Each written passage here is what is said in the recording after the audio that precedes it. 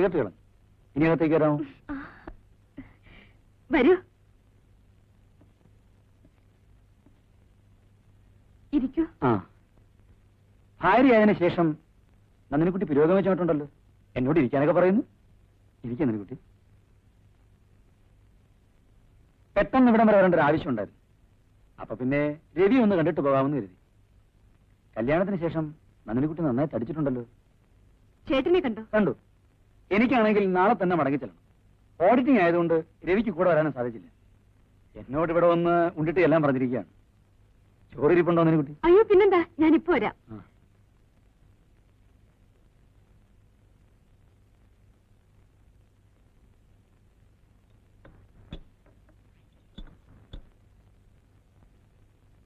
നന്ദിനിക്കുട്ടിയെ ഞാൻ സമ്മതിച്ചിരിക്കുക. ഇതെല്ലാം കൊടുത്താണ് അവനിവിടെ താമസിപ്പിച്ചിരിക്കുന്നത്. എന്താ? ഞങ്ങൾ ഒരുമിച്ച് താമസിക്കുമ്പം അവൻ വലിയ ശാപ്പാട് പ്രിയനായിരുന്നു. കോഴിയിറച്ചി ഇല്ലാതെ അവന് ചോറിറങ്ങുകയില്ല. 5 രൂപയ്ക്കുള്ള കോഴിയിറച്ചി തിന്നാൻ 10 രൂപ ടാക്സിക്ക് കൊടുത്തവൻ പോവായിരുന്നു. പിന്നെ ലതയുടെ കത്തുവല്ലം വരാറുണ്ടോ? ആ, 2 ആഴ്ച മുമ്പ് വന്നിരുന്നു. അവരുടെ ഭർത്താവിന് കാനഡയ്ക്ക് പോകാൻ ചാൻസ് വന്നിട്ടുണ്ട്. അങ്ങനാണെങ്കിൽ അവളൂടെ പോകാൻ ശ്രമിക്കുക. അവൾ എല്ലാ കത്തിലും നന്ദിനിക്കുട്ടിയെ പറ്റി ചോദിക്കാറുണ്ട്. മോഹനേട്ടൻ എന്താ കല്യാണം കഴിക്കാത്തെ?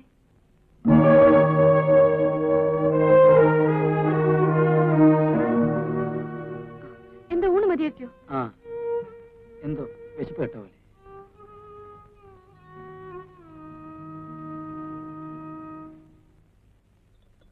എന്റെ ഏറ്റവും വലിയ സ്നേഹിതനാണ് മോഹൻ. ഒരുമിച്ച് താമസിക്കുമ്പോൾ ഞങ്ങൾ ഒരേ കട്ടിലാണ് കിടന്നുറങ്ങിയത്. അവൻ ഇന്നൊരു ഡിമാൻഡ് വെച്ചു. ഡിമാൻഡ് വളരെ ഫണ്ണിയാണ്. നന്ദിനിക്കുട്ടിയോട് ചോദിക്കേണ്ട കാര്യമായിട്ട് കൂടി ഞാൻ സമ്മതിക്കുകയും ചെയ്തു. എന്താ കാര്യം? നന്ദിനിക്കുട്ടി പ്രസവിക്കുന്നത് ആൺകുട്ടിയാണെങ്കിൽ അവന്റെ പേരിടണമെന്ന്. ഒബ്ജക്ഷൻ ഒന്നുമില്ലല്ലോ. അയ്യോ,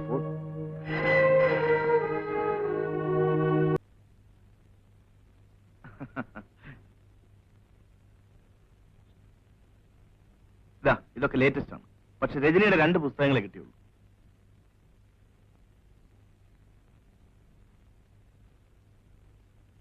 നന്ദിനിക്കുട്ടി ഇന്ന് പതിവില്ലാതെ സുന്ദരിയായിരിക്കുന്നല്ലോ. എന്താ കാര്യം? ഞാനൊരു കാര്യം പറഞ്ഞാൽ അത്ഭുതപ്പെടുമോ ഇല്ലയോ? കാര്യം പറയും. നമ്മുടെ അടുത്ത വീട്ടിൽ താമസിക്കാൻ വന്നിരിക്കുന്നത് ആരാണെന്നറിയാമോ? അത് കേട്ട് അത്ഭുതപ്പെടണമെങ്കിൽ ഇന്ത്യൻ പ്രധാനമന്ത്രിയായിരിക്കും. അല്ല, രജനി. രജനി? ആ, ഭാര്യയൊക്കെയുണ്ട്. നമുക്ക് പോയി ഒന്ന് പരിചയപ്പെടാം. നന്ദിനിക്കുട്ടി, ഞാനൊന്ന് കുളിച്ചിട്ട് പോരെ? കുളിയൊക്കെ പിന്നീടാവുന്നേ. വരൂ. ശരി, നന്ദിനിക്കുട്ടിയുടെ ഇഷ്ടം.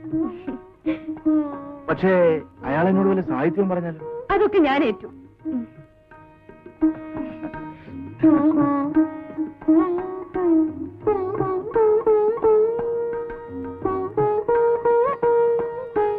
വരണം.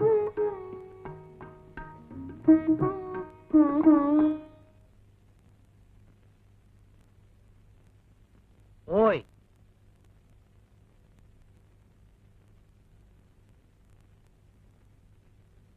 എടുത്തോണ്ട് പോ. ഇന്ന് വന്ന് കയറിയതേ ഉള്ളൂ. അതുകൊണ്ടെല്ലാം കുഴഞ്ഞു മറിഞ്ഞ് കിടക്കുക. ഞങ്ങൾ അപ്പുറത്ത് താമസിക്കുകയും നന്ദിനിക്കുട്ടി സാറിന്റെ എല്ലാ നോവലുകളും മുടങ്ങാതെ വായിക്കുന്ന കൂട്ടത്തിലാണ്. അതുകൊണ്ടൊന്ന് പരിചയപ്പെടാമെന്ന് കരുതി. ഓഹോ, അത് ശരി. എന്താ പേര്? രവി. ചില്ലറ ബിസിനസ് ഒക്കെ നോക്കി കഴിയുകയാണ്. എനിക്ക് സാറിനെ നേരത്തെ അറിയാം. ഒരിക്കൽ എന്റെ കോളേജിൽ വന്നിട്ടുണ്ട്. അന്നെന്റെ ഓട്ടോഗ്രാഫിൽ ഒരിക്കലും എന്നെ പോലെ ആകാതിരിക്കുമെന്ന് എഴുതി തന്നു. സാറിന് ഓർമ്മയുണ്ടോ? ഞാൻ എവിടെ ഓർമ്മിക്കാനാ? ഫോട്ടോഗ്രാഫിൽ ഞാൻ എഴുതുന്നൊരു പതിവ് വാചകമാണത്. എന്റെ ഏതെല്ലാം പുസ്തകങ്ങൾ വായിച്ചിട്ടുണ്ട്? ഒട്ടുമിക്കതും. അടുത്തൊരെണ്ണം ഇറങ്ങി, ജാലകം എന്ന പേര്. അതും വായിച്ചു. പക്ഷെ അതിന്റെ അവസാനത്തോട് എനിക്കത്ര യോജിപ്പില്ല. പലരും അത് തന്നെ പറഞ്ഞു. എന്താണെന്നറിയില്ല. നായിക അവസാനം ആത്മഹത്യ ചെയ്യുമെന്നാണ് ഞാൻ കരുതിയത്. പക്ഷെ നീലാകാശത്തിന്റെ അന്ത്യം ഉണ്ടല്ലോ, ഗംഭീരമായിരുന്നു. എന്റെ സ്വപ്നങ്ങൾ വായിച്ചിട്ടുണ്ടോ? അതിലെ രാഘവൻ നമ്പ്യാരാണ് എനിക്ക് ഏറ്റവും ഇഷ്ടപ്പെട്ട കഥാപാത്രം. അയാൾ ആ കണ്ണുകൾ ദാനം ചെയ്യുന്ന ഭാഗമുണ്ടല്ലോ, ഒരിക്കലും മറക്കാൻ പറ്റില്ല. അതിരിക്കട്ടെ, എന്റെ ഏറ്റവും ഇഷ്ടപ്പെട്ട പുസ്തകം ഏതാ? അത് കണ്ണീർ കണങ്ങളാണ്.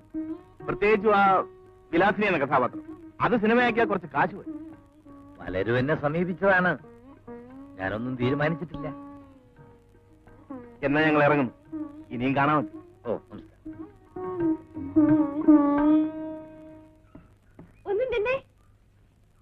ഈ പുസ്തകങ്ങളൊക്കെ എപ്പോ വായിച്ചു? ഏതായാലും ഈ ജന്മം നന്ദിനിക്കുട്ടിയുടെ ഭർത്താവായി പോയി. മറ്റുള്ളവരുടെ മുമ്പിൽ മോശക്കാരനാവാൻ എനിക്ക് പറ്റില്ല. അതുകൊണ്ട് ഞാനും കുറച്ചൊക്കെ വായിച്ചു തുടങ്ങി.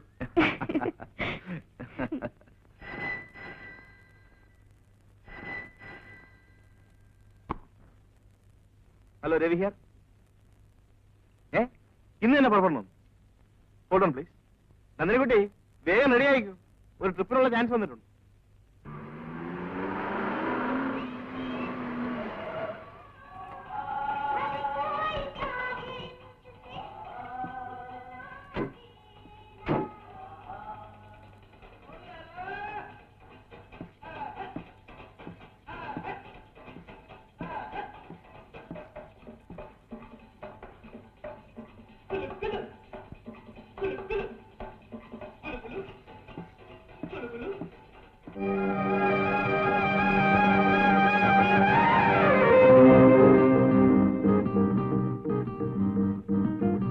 എന്ത് ഭംഗിയല്ലേ? എനിക്ക് ഭംഗിയൊന്നും നോക്കിയിരിക്കാൻ സമയമില്ല. മണി 9 ആ പിന്നെ നന്ദിനിക്കുട്ടിക്ക് വിശ്രമിക്കാനായി ഈ റൂഫ് ഗാർഡൻ മുഴുവൻ അവർ വിട്ടു തന്നിരിക്കുക. ഞാൻ വൈകുന്നേരം 4 മണിക്കെത്താം. അതുവരെ നേരം കളയാൻ രചന പുസ്തകങ്ങൾ കൊണ്ടുവന്നിട്ടുണ്ട്. പോട്ടെ.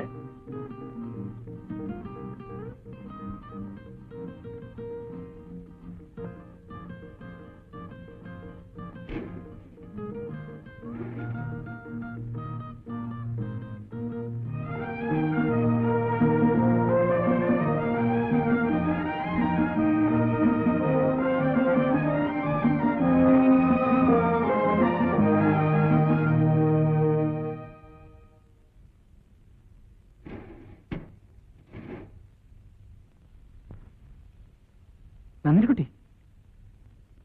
നന്ദിനിക്കുട്ടി ഇവിടെ? എന്റെ ഭർത്താവിന്റെ കൂടെ വന്നതാ. എന്നിട്ട് എവിടെ? പുറത്തു പോയിരിക്കാം. വൈകുന്നേരം മടങ്ങി വരും. നന്നായി, എനിക്കൊന്ന് പരിചയപ്പെടാമല്ലോ. ഭർത്താവ് എഴുത്തുകാരനാണോ? അല്ല, ബിസിനസ്സാണ്. നാം തമ്മിൽ ഇങ്ങനെ കണ്ടുമുട്ടുമെന്ന് പ്രതീക്ഷിച്ചതേയില്ലല്ലേ? മനസ്സിന്റെ ഐക്യമാണ്.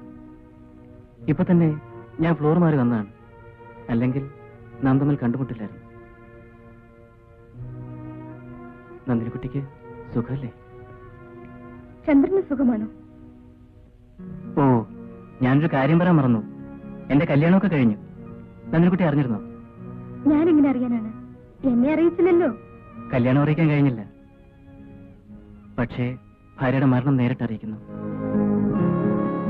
അവൾ 2 മാസം എൻ്റെ കൂടെ ജീവിച്ചുള്ളൂ.